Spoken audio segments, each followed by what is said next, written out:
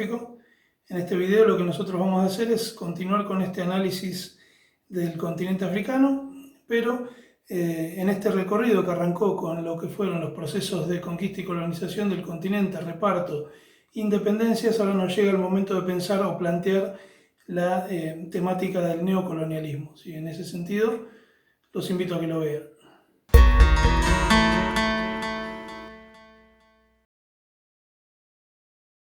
En primer lugar, y haciendo un breve punteo, lo que tenemos que tener en cuenta es que cuando hablemos de neocolonialismo, y así como su término lo indica, vamos a estar hablando de la continuidad del dominio, la aparición de un nuevo dominio por parte de antiguas y nuevas potencias dentro de lo que es el territorio africano.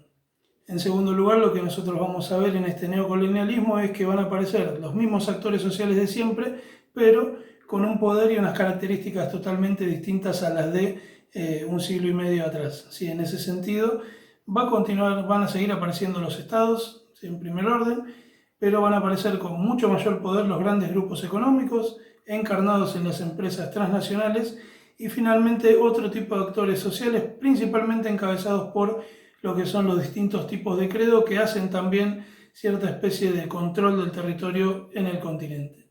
Pero hay una diferencia que va a resultar fundamental. Lo que nosotros tenemos que pensar acá es que ya no se produce un control territorial, sino que, digamos, ya está mal visto que las potencias occidentales tengan ese control del territorio tangible como nosotros lo veíamos durante la etapa la etapa colonial, sino que ahora la idea es tratar de tener ese mismo control, pero acudiendo a otras formas de gestión. ¿Sí? Es una nueva forma de colonialismo. ¿Sí? Mismos actores, algunos cambios leves, pero el objetivo sigue siendo el mismo. En este sentido, y como hablé en uno de los videos de geopolítica, vamos a tener dos formas de control. ¿Sí? La primera es en lo que hace referencia al hard power, que es más que nada lo que son las intervenciones militares directas, ¿sí? Que van a un punto en particular, y por el otro lado todo lo que es vinculado con el soft power, que más que nada viene de la mano de lo que es la influencia, de la mano de lo que son las vinculaciones económicas, de la mano de lo que es cooperación y de la mano de lo que son de lo que es el despliegue cultural que algunos países extienden sobre el continente. Entonces vamos a tener dos tipos de acción sobre estos estados que van a tener lógicamente distintos resultados, pero como les dije recién, el objetivo es siempre el mismo. Cambia la lógica, ya no es control de territorio, sino que se puede controlar sin necesidad de estar presente en ese sitio. En este sentido, y voy a aclarar, cuando hablamos de estar presente, lo que hago referencia es a tener esa tutela, ¿sí? al hecho de establecer gobernaciones, al hecho de establecer ciertos cargos que estaban pensados para controlar estos territorios, sino que es eso precisamente lo que ya no está bien visto, porque no solo los imperialismos territoriales terminaron hace varias décadas, sino que incluso dentro de las lógicas neoliberales, el control del territorio bajo esta dinámica de establecer determinada cantidad de población que organice el territorio es visto como un costo, ¿sí? Entonces ese costo es innecesario, por ende podemos obtenerlo de otra forma. No obstante, y habiendo transcurrido tanto tiempo desde lo que fue el proceso de colonización del continente africano, lo que vamos a tener es que esta continuidad lo único que hace, y tal como lo habíamos visto de cierta forma con las dictaduras, con los gobiernos, con los acuerdos que se firmaban entre los nuevos gobernantes que ya tenían ciertas características que apuntaban más a concentrar la riqueza en pocas manos que en generar un desarrollo adecuado del país, lo que vamos a tener es que se va a generar una profundización de lo que es la dependencia, ¿sí? Esa famosa frase que también dije en otro video, el tema de los términos, el deterioro de los términos de intercambio, la profundización de ese deterioro, que lo que va a derivar es en profundizar la idea de periferia y en profundizar la dependencia, ¿sí? Cada vez más los países subdesarrollados van a alejarse de aquellos que están en desarrollo, en vías de desarrollo o en su defecto de las potencias.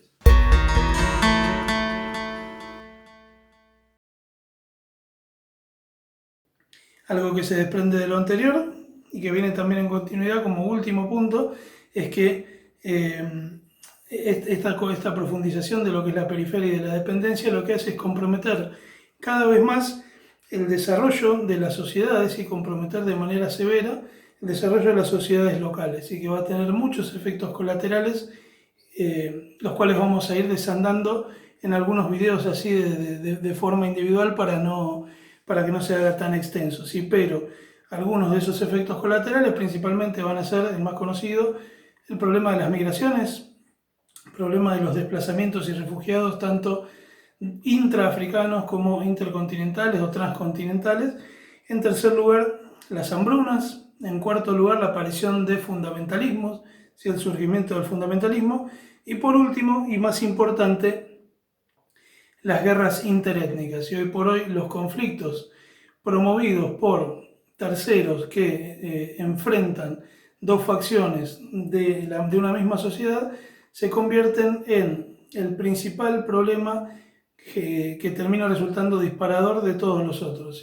Hoy por hoy muchos de los estados africanos están literalmente desangrando en guerras internas que están promovidas por ya sea empresas o por, entre comillas, estados de Occidente, los cuales después no se hacen cargo de los resultados ni se hacen cargo de la atención de lo que pasa adentro, por ende terminan convirtiéndose en estados cada vez más frágiles.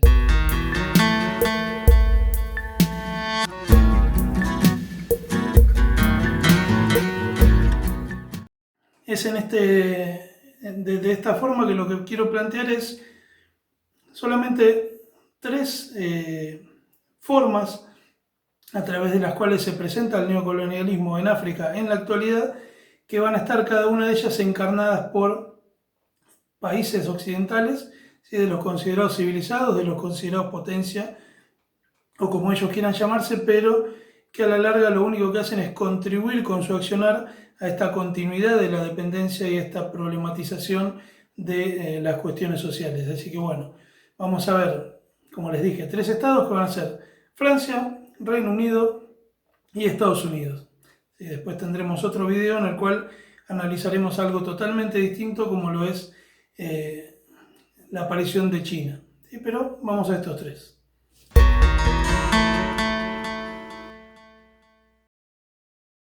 Cuando hablemos de Francia tenemos que tener en cuenta que su proceso de separación de los territorios coloniales fue de por sí bastante complicado, bastante sangriento, y fue también Francia uno de los estados que más atropellos cometió contra las poblaciones locales, por lo que cuando nosotros hablemos de neocolonialismo, si ya Francia no está controlando formalmente el territorio, pero sí lo que hace es intervenir, si uno quiere incluso pensar en estas ideas de dominio de civilización y de colaboración mutua. Lo que va a hacer es decir, bueno, tenemos una obligación moral, si hemos cometido muchos atropellos, y ahora tenemos la obligación moral de ir a atender lo que ocurre con estos países, y otros van a decir que lo que hace falta es proteger la Francáfrica, como dicen ellos, ¿sí? Es ir a proteger los territorios que ellos sienten que son franceses por el tiempo en que estuvieron desplegados allí. Incluso va a haber algunas líneas que hablen de lo que es una cooperación por remordimiento. ¿Sí? Hemos hecho tantas atrocidades que ahora es necesario ir a ayudar, pero en esta lógica de lo que es la herida abierta que tiene Francia con los territorios africanos, lo que va a ofrecer el Estado francés es lo que se llama como protección y seguridad. Ellos lo que van a decir es necesitamos proteger y dar seguridad a nuestras antiguas sociedades, como les dije recién, a proteger a nuestra Francáfrica, pero que la idea es totalmente distinta, porque lo que hace Francia, digamos, una cosa es en la teoría y lo que hace Francia en la práctica es ir directamente a proteger los recursos naturales cuando sea necesario, como sea necesario, y si el accionar tiene que ser fuerte para poder asegurar lo que necesitan, muchas veces lo enmascara bajo otras cuestiones como pueden ser guerras religiosas, guerras étnicas, pero la idea es esta: ellos ofrecen protección y seguridad en la teoría, pero en la práctica es protección y seguridad a sus objetivos que encarnan los recursos estratégicos, ¿sí? Principalmente uranio, oro, litio y lógicamente petróleo.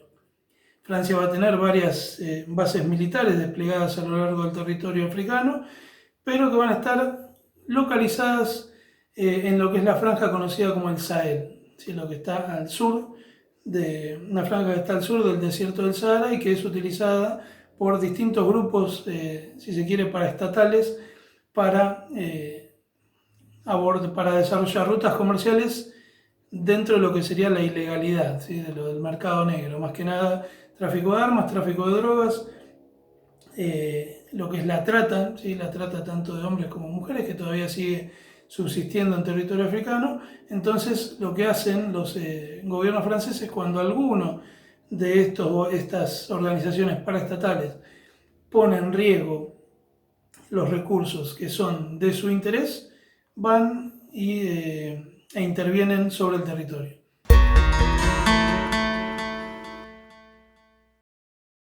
En segundo lugar, vamos a tener que analizar el caso del Reino Unido, ¿sí? Porque Gran Bretaña ha pasado mucha agua bajo el puente, pero nunca ha cambiado su manera de ser, ¿sí? Cuando pensemos en cómo interviene el Reino Unido dentro del territorio africano, va a ser de la misma forma de siempre, si es un expolio, es un despojo, es una extracción, totalmente sin disimulo. Ellos no hablan ni de remordimiento, ni de Francáfrica, ni de nada. Ellos lo que necesitan es seguir obteniendo el crudo y lo hacen a través de su petrolera, la British Petroleum o BP, que es una de las compañías petroleras más antiguas del mundo y que se dedica pura y exclusivamente a asegurar el caudal del oro negro para los territorios de la corona. ¿Sí? Acá no hay más vuelta. Es intervención para asegurar la extracción y la extracción está a cargo de la empresa británica de bandera.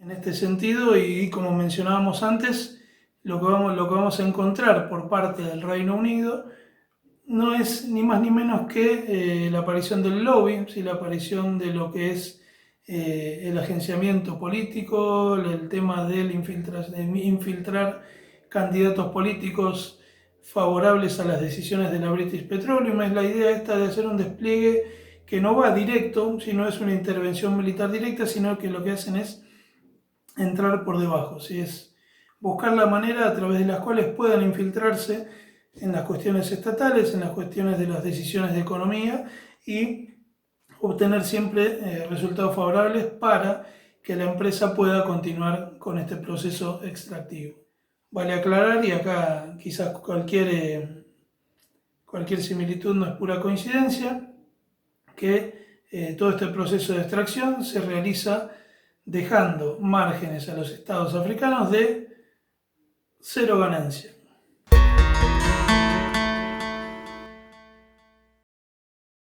Por último, y el otro estado que nunca pone mucho disimulo en hacer lo que quiere hacer, o a veces sí, es Estados Unidos. Y en este sentido, Estados Unidos lo que va a dedicarse a hacer es intervenir militarmente. Si ustedes recordarán la película ya de hace varios años de lo que es la caída del Halcón Negro, que fue una operación fallida que ellos hicieron en Somalia, pero eso solo como un ejemplo. Estados Unidos va a tener muchas bases militares en territorio africano. Ellos van a decir que no son bases permanentes. Ellos dicen no son permanentes, sino que son, lo voy a leer, ubicaciones duraderas. ¿Sí? Fíjense cómo se enmascara, ¿sí? También cualquier semejanza con otros enmascaramientos vinculados con promesas electorales no es pura coincidencia, ¿sí? Pero te dicen, te ponemos una base militar en tu territorio y esto no es una base militar permanente, sino que son ubicaciones duraderas, no nos quedamos, o sí, pero bueno. Y el objetivo principal, así como Francia ofrece esa protección y seguridad, acá la idea de Estados Unidos es entrar por el lado de la pacificación. Si sus cuerpos militares lo que van a hacer es entrar al continente africano a buscar lo que sea que necesiten bajo la excusa de la pacificación. Ellos van a tener a tal efecto una unidad que es lo que se conoce como el US AFRICOM, que es el Comando Norteamericano en África, que va a tratar de asegurar cuáles son o pensar cuáles son las potenciales operaciones bélicas que son necesario intervenir para asegurarse esa paz en el continente africano, aunque sabemos que los objetivos son totalmente distintos y la idea es asegurar las rutas comerciales en primer lugar y en segundo lugar, y al igual que Francia y Gran Bretaña, no permitir por ningún motivo que se le cierren las canillas de los recursos. Ejemplo claro lo vamos a tener cuando surge la primavera árabe, con el tema de dos cuestiones fundamentales, que va a ser la primera, la intimación a Mubarak para que renuncie, y en segundo lugar, cuando el conflicto se desarrolló en Egipto, lo que van a hacer primero en sendas operaciones es asegurarse la circulación por el canal de Suez y también asegurarse la circulación del petróleo por uno de los principales oleoductos que proviene de Oriente o de Asia y que pasa precisamente por Egipto, ¿sí? Entonces, pacificación entre comillas, búsqueda de recursos naturales por el otro, y fíjense qué tan resistida está siendo esta política o esta diplomacia norteamericana con el exterior, que la oficina del US AFRICOM se votó entre todos los países africanos y no le permitieron establecerse dentro del territorio. Por lo tanto, hoy por hoy la oficina del US AFRICOM está en Alemania, ¿sí? Es una oficina para pensar cuestiones de África que no está en África, ¿sí? Lo que sí están en África son sus bases no duraderas. Bien, esto fue todo. Espero que haya sido bastante claro. Sí, vamos a tener 3 posturas que son de intervención directa, y en el próximo video, el cual invito a que vean, lo que vamos a tener es una cuarta postura totalmente diferente, incluso opuesta, que es la que va a desarrollar China. Pero bueno, eso será otra historia. En principio, gracias y nos vemos.